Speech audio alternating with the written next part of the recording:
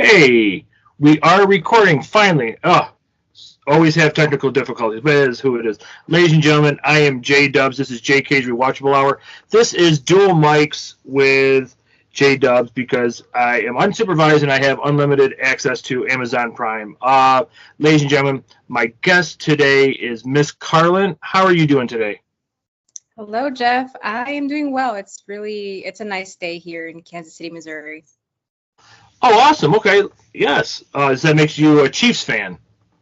Yeah, yeah. I feel like I have no other choice. Well, there is also the Kansas City Royals baseball team, but Yeah, yeah. I'll just So, go with the Chiefs. Carlin, you have your own podcast called Brave Steps Forward, and you have a plethora of things that you are involved in. First, let's talk about your podcast, Brave Steps Forward. Yeah, that's my puppy in the background. Sorry about that. Fine.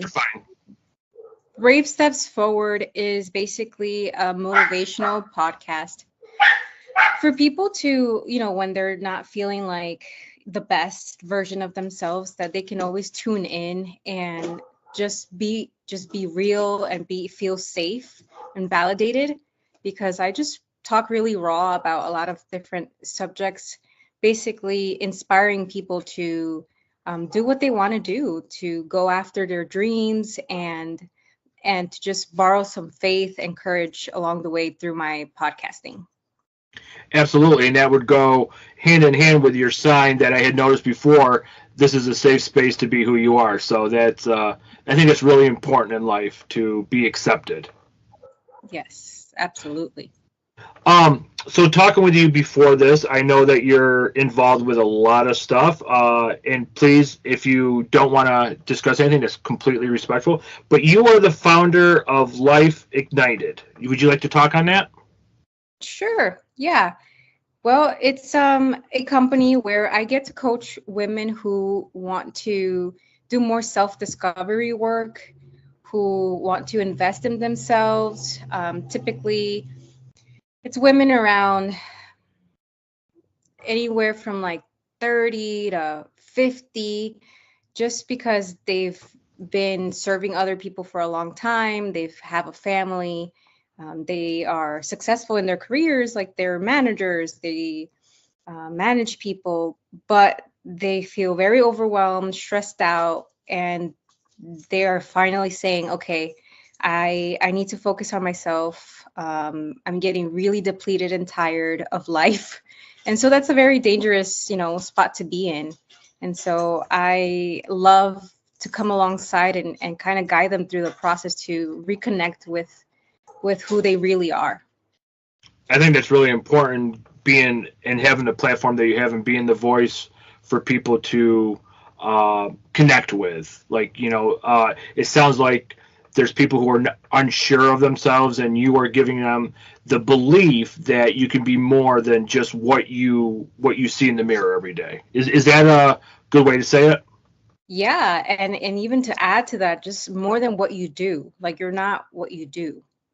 So I love, people. It's good to change, and it's good to go after your highest potential, because we all have so much potential. It doesn't matter what background, if you were abused or not, if you are rich or not. Everyone has their own skills and talents and dreams.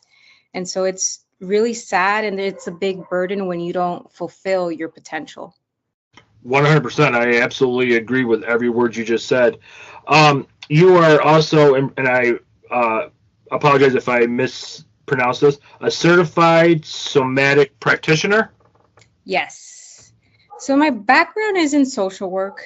That's what my degree is. I'm getting licensed here in a year, and I will get to work like in hospitals. We're everywhere as a licensed social worker, master's level. But in the meantime, I do offer coaching services, and the somatic part is connecting to your body. When people are very stressed out or have past trauma, your body holds on to the nerves, to the scarcity, to the fight, flight, freeze, to all of that we hear. It's very popular nowadays to hear those words in social media. And so instead of just hearing it, I actually help the client dissolve it in their body. And so that's why it's called somatic, which is another way to say body. That is incredible. Yeah, I actually just learned something new today, which I think is very helpful. And also, you are very passionate and you advocate for mind and body. Yes, that's the way to do it. Not just to logically live life, like, oh, what's right, what's wrong. There's more to just living by rules. There's also like, what do you want? What does your body desire? What does your heart want? What's it saying to you? And so it's that balance between both of them and teaching them how to communicate with their heart. I know it sounds like woo woo, but it's not. It's really it's very impactful. No, I mean it makes perfect sense, and if I'm wrong by saying this, let me know. It's almost like a form of healing. Like, is that fair to say? I don't want to discredit what you're saying. Absolutely, because a lot of people are walking around like frozen or just like numbing, coping, and not really thriving. Excellent. I like that. I like the fact that you're just not on one level. You're on multiple levels of trying to help an individual be better, live better, think better, feel better. So that's also where the connection and the personal transformation comes in. You want to elaborate on that? Yeah, the personal. So we go through like discovery phases of like, who are you, your identity. And then I take them through the next pillar, which is really testing out, what is your heart saying? What have you always wanted to do? And you test those things out. I really do a lot of hand holding in the beginning of the phase until this person becomes more resilient. I teach them how to articulate emotions and communicate them. And then in the last phase, I'm just really like an accountability person, and they do maintenance work in their journey to not fall back in their past habits. And they start really living an ignited life, a life that they dreamed about. They've always, a lot of people who have trauma like myself. I used to dream a lot because that was the only thing I had, just to dream. But I actually made it happen, and now I get to dream even bigger. So when you're with what you just said, when you're trying to help people and you start off with I'll just use a different terminology, kid gloves.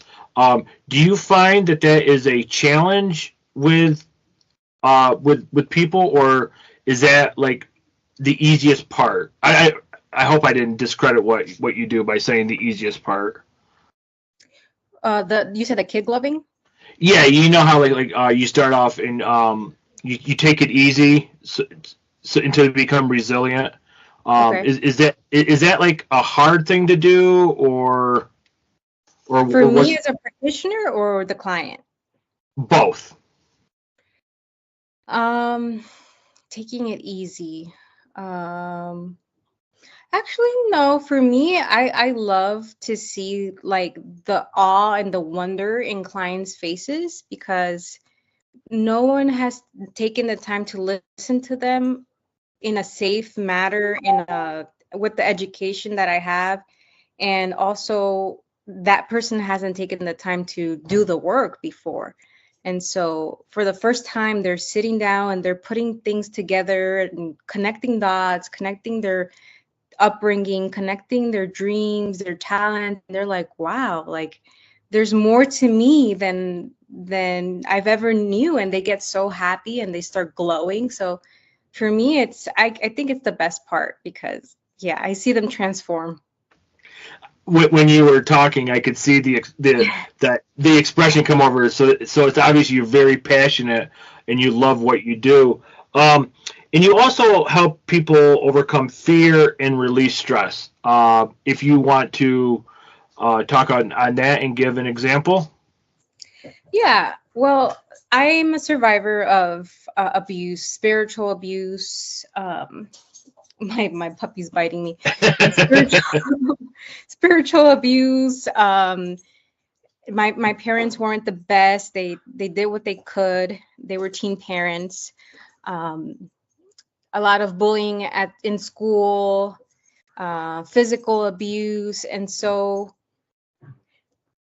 as I it took mentors and coaching for me to get through all of that, to feel the pain, to heal it. And so I saw how my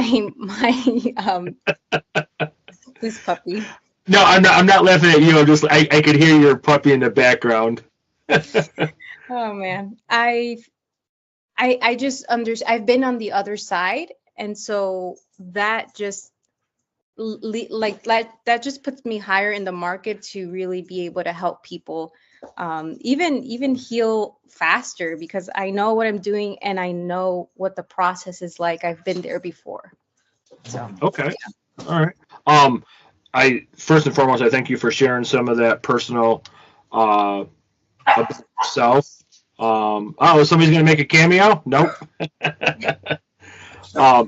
I just want to know that out of respect, I won't allow any of the comments when this goes anywhere for what you just shared. I appreciate you sharing that personal information. You had touched on it already, but you had said align with their true purpose. So basically, if somebody's talking to you and you get a sense to know them, is that how you direct them to the right line where they should be, or try to help them? I'm gonna carry him so that he stops. You're fine.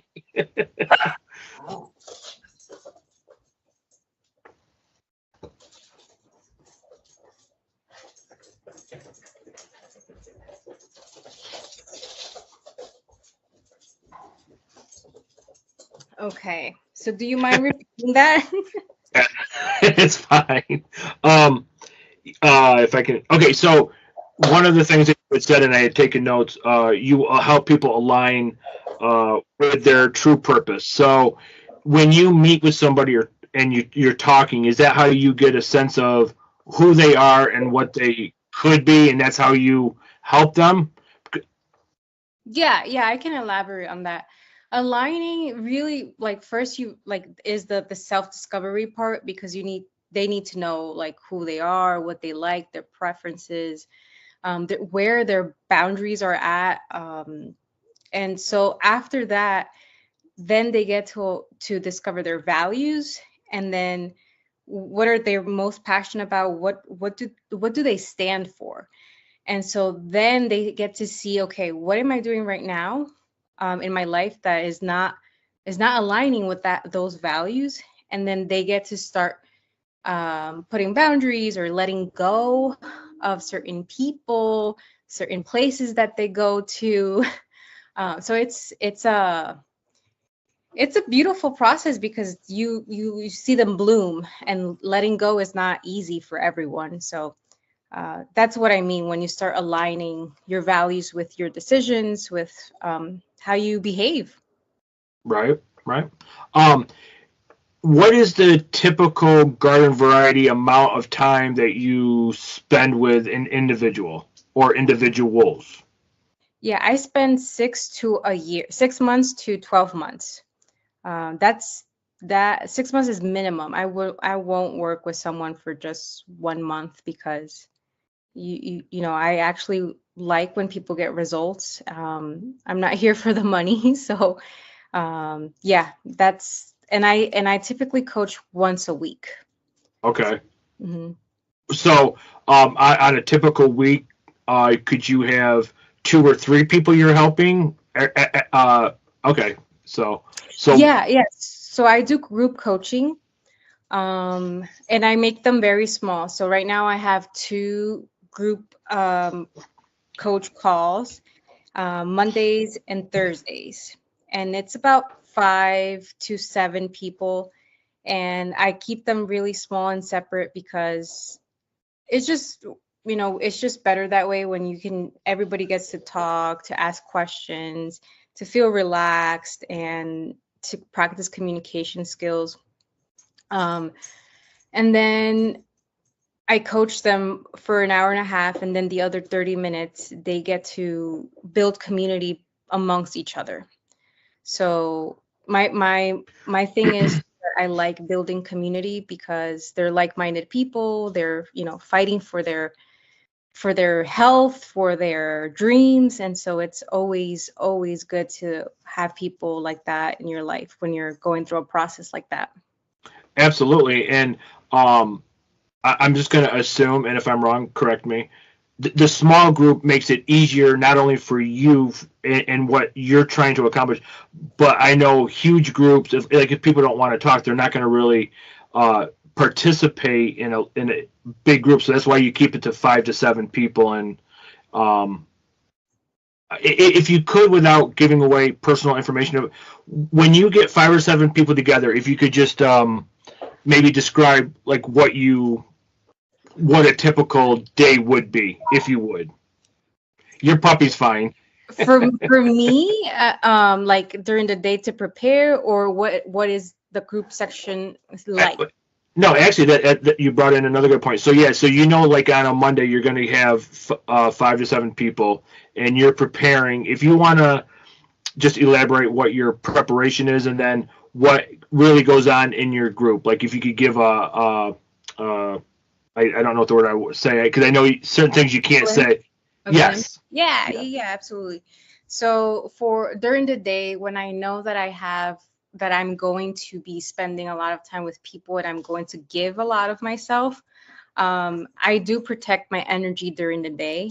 I don't really go out and spend my social energy. I do work out before the session just so that I am focused and my adrenaline is going. What else? I eat well. I mean, every day I eat well, but I make sure that I'm not like I miss a meal before I'm coaching people. Then I'm gonna be distracted with being hungry. What else? I do prepare spiritually. I am a Christian, and so I do just pray for people that I'm going to be, coach, and I ask God for wisdom, for enlightenment, and for his hand over like everything that goes on. Goes on meaning like some people.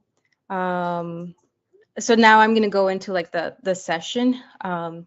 Sometimes someone wants to get to the point really fast, like what is she teaching, what am I teaching, but someone might need to slow down a little bit because they had a rough day. And so for me, it's like I'm juggling different personalities and people and making sure I meet all of their needs. And so that's why I also keep it like small, so that as I continue to build my own skills, I'm able to navigate through the different personalities and needs. We always start with a somatic practice, which is like tuning in to your body scanning. What's your pain level? Do you have pain in your shoulders? Some breath work. And then we go into like the lesson of the week, because I do have a 12-week course, so we follow that outline. And then they get to ask questions, and then we do an activity to reinforce and to learn how to implement the information. So that's what it looks like. I think that's actually an amazing day to help change and sculpt lives. I think that's very commendable, and I applaud you for that. One of the last things of the notes I took was, and I'm really interested in this part, as I am of the entire show. You said that you want people to embrace authenticity. Would you elaborate more on that?